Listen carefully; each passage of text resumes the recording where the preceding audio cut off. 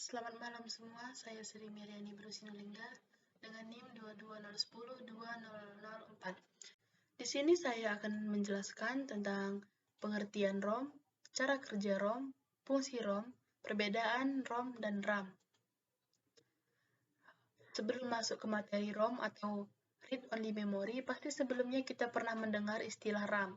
RAM adalah singkatan dari Random Access Memory yang berfungsi untuk menyimpan data secara sementara. Ternyata perangkat penyimpanan pada komputer tidak hanya RAM saja, namun ada perangkat lain yaitu ROM atau Read Only Memory.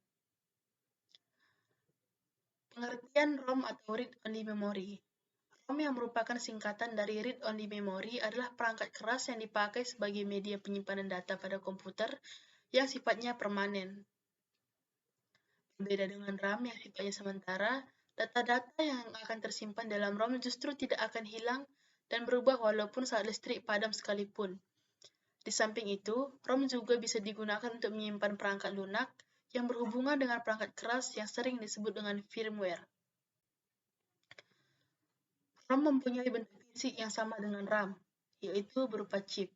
Keberadaan ROM ini sangat penting, mengingat perannya yang sangat vital untuk menjalankan sistem komputer. Terutama untuk booting, umumnya data yang di dalam ROM tidak akan dapat diganti-ganti karena memuat kode-kode informasi yang membuat komputer dapat berkomunikasi. Cara kerja ROM. Prinsip kerja ROM di dalam perangkat komputer ini sebenarnya sangat sederhana. Pemilik perangkat komputer akan memasukkan data-data yang umumnya berupa software default ke pabrik chip ROM. Selanjutnya, data di dalam ROM akan disimpan secara permanen serta tidak dapat dihapus menjadi output device. Fungsi Read Only Memory atau ROM. Yang pertama, ROM dapat digunakan sebagai alat distribusi software. Penggunaan ROM untuk perantara instalasi software yang tepat digunakan karena media simpan ROM lebih awet.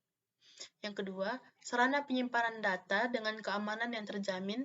Melakukan backup file ke dalam ROM merupakan solusi tepat terutama bagi Anda yang tidak ingin datanya terkena virus.